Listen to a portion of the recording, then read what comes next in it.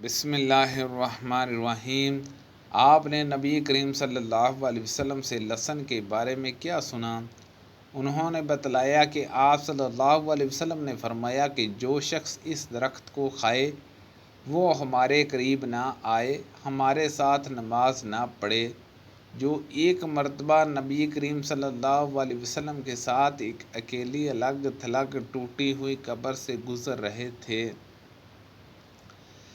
وہاں ان حضرت صلی اللہ علیہ وسلم نے نماز پڑھائی اور لوگ آپ صلی اللہ علیہ وسلم کے پیچھے صف باندھے ہوئے تھے۔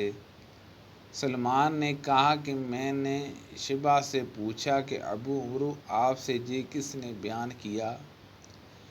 تو انہوں نے کہا کہ ابن عباس رضی اللہ عنہما نے ان سے نبی کریم صلی اللہ علیہ وسلم نے فرمایا کہ جمعے کے دن ہر بالغ کے لیے غسل ضروری ہے۔ ایک رات میں اپنی خالہ مومنہ رضی اللہ عنہما کے جہاں سویا اور رسول اللہ صلی اللہ علیہ وسلم بھی وہاں سو گئے۔ پھر رات کا ایک حصہ جب گزر گیا، آپ کھڑے ہوئے اور ایک لٹکی ہوئی مشک سے ہلکا سا وضو کیا۔ عمرو راوی حدیث نے اس وضو کو بہت ہی ہلکا بتلایا، یعنی اس میں آپ صلی اللہ علیہ وسلم نے بہت کم پانی استعمال فرمایا۔ پھر آپ صلی اللہ علیہ وسلم نماز کے لیے کھڑے ہوئے۔ اس کے بعد میں نے بھی اٹھ کر اسی طرح وضو کیا جیسے آپ صلی اللہ علیہ وسلم نے کیا تھا۔ پھر میں آپ صلی اللہ علیہ وسلم کی بائیں طرف کھڑا ہو گیا، لیکن آپ صلی اللہ علیہ وسلم نے مجھے دائنی طرف پھیر دیا۔ پھر اللہ تعالیٰ نے جتنا چاہا آپ نے نماز پڑھائی، پھر آپ لیٹے رہے، پھر سو گئے، جہاں تک کہ آپ کھراٹے لینے لگے۔ آخر مؤذن نے آ کر آپ کو نماز کی خبر دی اور آپ اس کے ساتھ نماز کے لیے تشریف لے گئے اور نماز پڑھائی مگر نیا وضو نہیں کیا۔ سفیان نے کہا، ہم نے عمرو بن دینار سے کہا کہ لوگ کہتے ہیں کہ سوتے وقت آپ صلی اللہ علیہ وسلم کی صرف آنکھیں سوتی تھیں لیکن دل نہیں سوتا تھا۔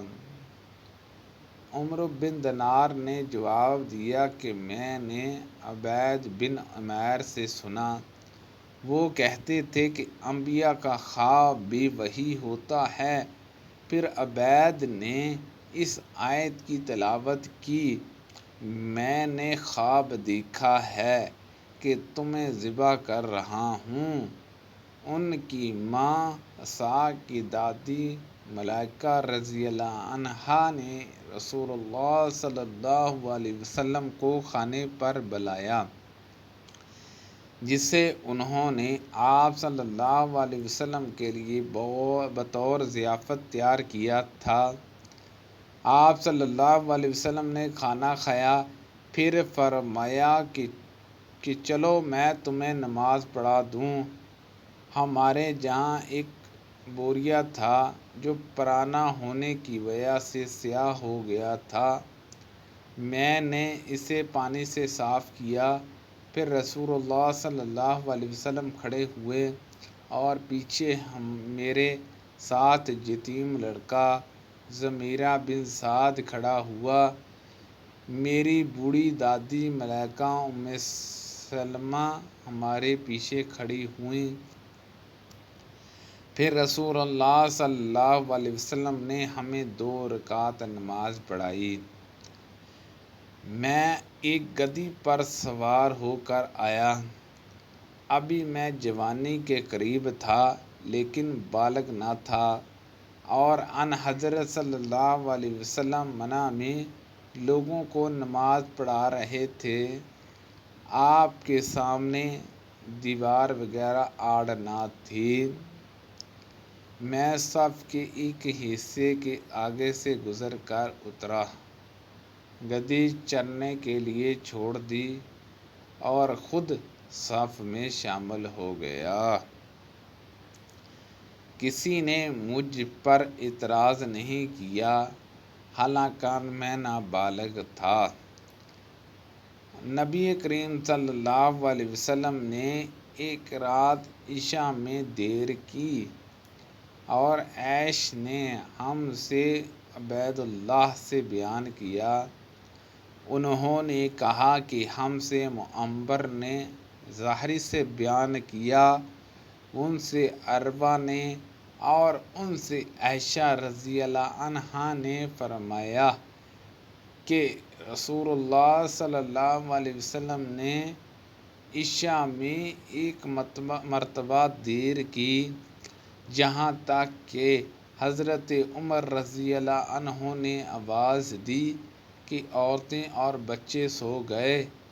انہوں نے فرمایا کہ پھر نبی کریم صلی اللہ علیہ وسلم باہر آئے اور فرمایا کہ اس وقت روح زمین پر تمہارے سوا اور کوئی اس نماز کو نہیں پڑھتا۔